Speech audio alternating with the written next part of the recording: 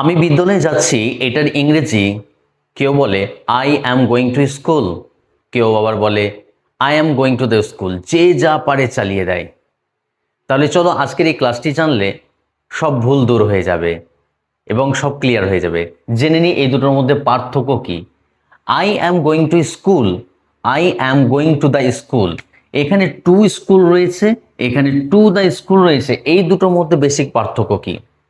আচ্ছা, স্কুলটা কিসের জন্য? সেখানে পড়াশোনার জন্য। কেউ পড়তে যাবে, কেউ পাঠদান করতে যাবে, অর্থাৎ টিচাররা। অর্থাৎ এই যে ভবনটা তৈরি করা হয়েছে, স্কুলটা যে কাজের উদ্দেশ্যে, সেই কাজের উদ্দেশ্যে যদি যায় তাহলে সে স্কুল ইউজ করতে হবে। অর্থাৎ স্টুডেন্টরা যারা পড়াশোনা করছে এখনো, তারা যদি পড়াশোনা করতে যায় তাহলে বলবে তারা I am going to school. যারা টিচার আছে, যারা পড়াশোনা করাতে যাবে, তারা বলবে I am going to school. যারা ক্লার্ক আছে, তারা যদি বিভিন্ন যে স্কুলে যেসব কাজগুলো করে, তারা যদি যায় স্কুলে, তখন বলবে I am going to school. অর্থাৎ উদ্দেশ্য নিয়ে যদি যায় তাহলে বলবে I am going to school, যে উদ্দেশ্য তৈরি হয়েছে। কিন্তু যারা রেগুলার নয়, সেই উদ্দেশ্যে যাচ্ছে না, অন্য উদ্দেশ্যে যাচ্ছে, সেক্ষেত্রে তারা বলবে I am going to school, going to the school. অর্থাৎ কেউ একজন যাচ্ছে হেড টিচারকে দেখা করতে, অথবা কেউ যাচ্ছে একজন সার্টিফিকেট আনতে, পড়াশোনা ছেড়ে দিয়েছে। যে হয়তো পড়াশোনা ছেড়ে দিয়েছে, 1 বছর পর স্কুলে যাচ্ছে সে সার্টিফিকেট আনতে, তাহলে সে বলবে I am going to the school.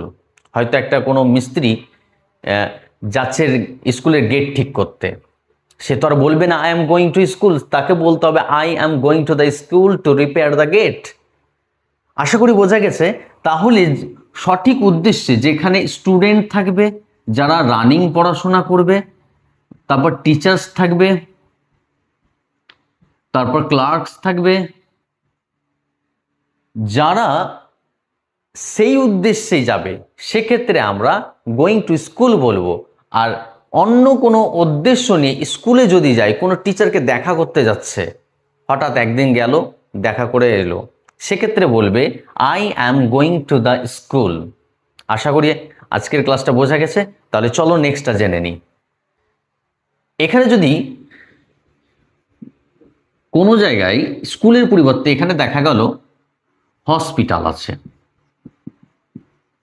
এখানেও হসপিটাল আছে।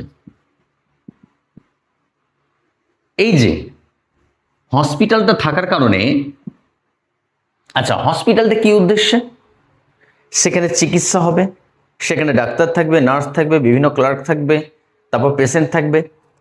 যে উদ্দেশ্য নিয়ে তুমি যাচ্ছ হসপিটাল, অর্থাৎ কেউ যদি পেশেন্ট, আমি হসপিটালে যাচ্ছি মানে কি, আমি চিকিৎসা করাতে যাচ্ছি, নিজেই আমি রোগী, সেক্ষেত্রে আমি বলবো I am going to hospital. এবার কেউ হয়তো পেশেন্টকে দেখতে যাচ্ছে, সে কিন্তু পেশেন্ট নয়, পেশেন্টকে দেখা করতে যাচ্ছে, সে বলবে I am going to the hospital. কে হয়তো ডাক্তারকে দেখা করতে যাচ্ছে, কে হয়তো পেশেন্টের জন্য খাবার নিয়ে যাচ্ছে, তখন হয়তো বলবে I am going to the hospital. যেটা আসল উদ্দেশ্য নিয়ে যাওয়া, এই ভবনটা যে উদ্দেশ্যে তৈরি করা, সেই উদ্দেশ্যে যদি যায় তাহলে হবে I am going to hospital. আর সে উদ্দেশ্য ব্যতীত অন্য কোনো উদ্দেশ্যে যাওয়া, হঠাৎ করে যদি কেউ একবার যায়, তাহলে সে বলবে I am going to the hospital. আশা করি বোঝা গেছে।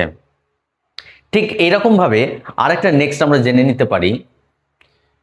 এইখানে যদি হসপিটালের পরিবর্তে মার্কেট থাকে, এবার নিশ্চয়ই তোমরা বুঝতে পেরে গেছো জিনিসটা কি,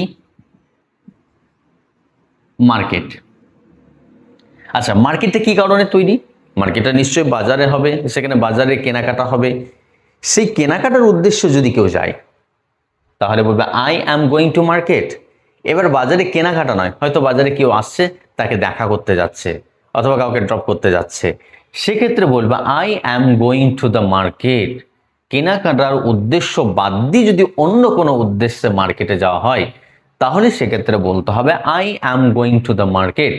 আর ঠিক ওই কেনাকাটার উদ্দেশ্যে যদি যাচ্ছে কেউ, তাহলে বলবে I am going to market. আশা করি আজকের এই ক্লাসটা স্কুল, হসপিটাল এবং মার্কেট নিয়ে যেগুলো জানা গেল, সেগুলো অনেক উপকারে আসবে তোমাদের। সত্যি যদি তোমাদের উপকারে এসে থাকে, তাহলে এই ক্লাসটি শেয়ার করে দাও তোমার অন্য বন্ধু বান্ধবীদের কাছে, যেন তারাও এই ভিডিওটি দেখে বা ক্লাসটি দেখে যেন তারা উপকৃত হয়। ধন্যবাদ।